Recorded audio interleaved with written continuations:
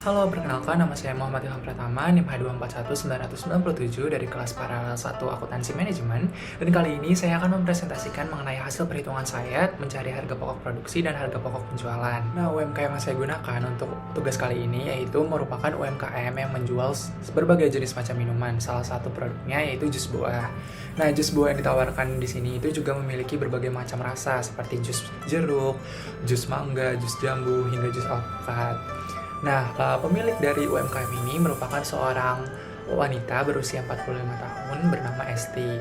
Nah, berikut merupakan foto produk yang UMKM ini jual beserta proses produksinya.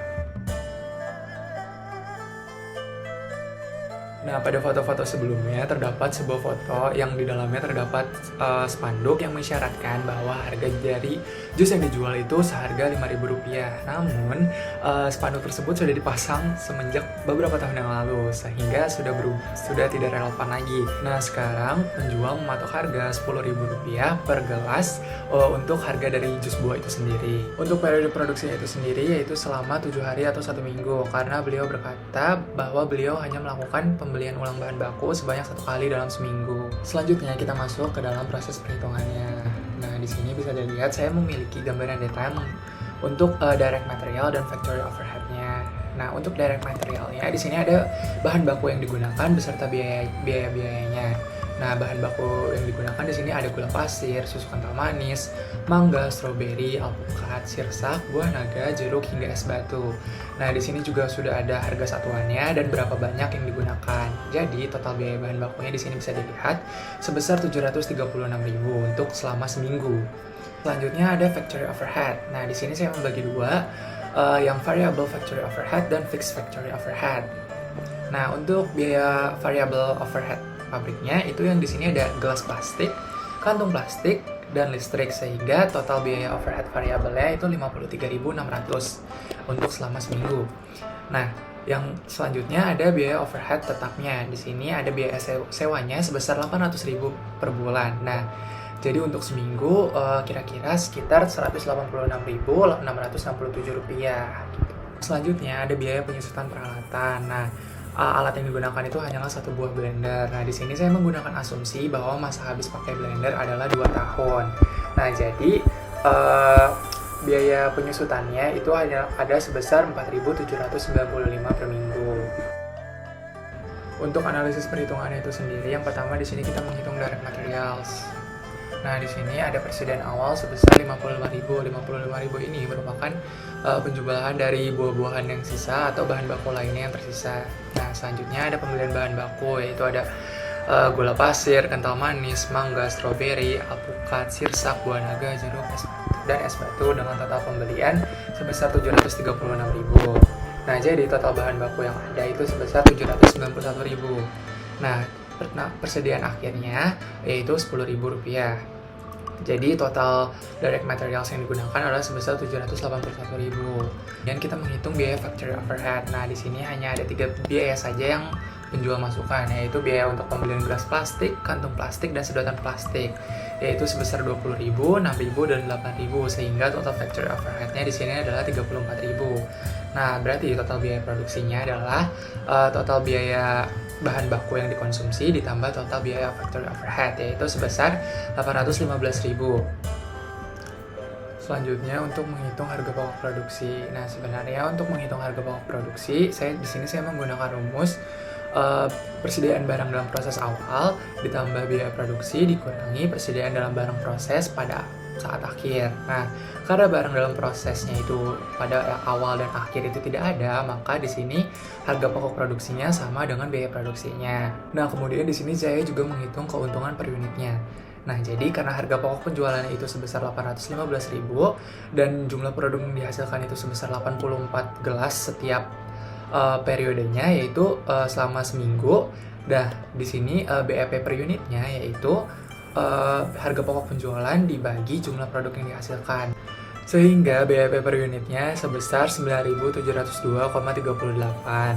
Nah, kemudian setiap penjual kan pasti mengharapkan keuntungan. Namun, beliau saat wawancara kemarin tidak berkata berapa laba yang beliau harapkan. Sehingga di sini saya hanya mengasumsikan bahwa beliau mengharapkan laba sebesar 20%.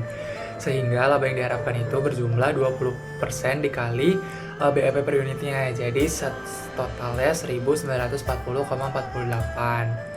Nah, sehingga harga jual normal per satuan unitnya untuk mendapatkan laba sebanyak 20% itu harus sebesar Rp11.642,86. Nah, itu kan berbeda dengan harga yang beliau tetapkan, yaitu sebesar Rp10.000. Namun, kita tetap akan menghitung pendapatan yang akan didapat, yaitu sebesar 10.000 dikali 84 gelas yang berhasil dijual, yaitu sebesar 840.000 total pendapatannya. Sehingga keuntungan dari penjualan tersebut yaitu sebesar 840.000 total pendapatan dikurang harga pokok penjualan sebesar 815.000, sehingga beliau mendapatkan keuntungan sebesar 25.000. Selanjutnya kita akan menghitung keuntungan per unitnya. Keuntungan per unit itu saya hitung dengan cara membagi keuntungan sebesar 25.000 dibagi 84 gelas, yaitu jadi total keuntungan per unit yang diharapkan yaitu sebesar 297,62. Nah, keuntungan per unit yang didapat itu kan tetap positif, berarti beliau tetap mendapatkan keuntungan walaupun harga jual yang ditetapkan itu lebih rendah dengan harga seharusnya.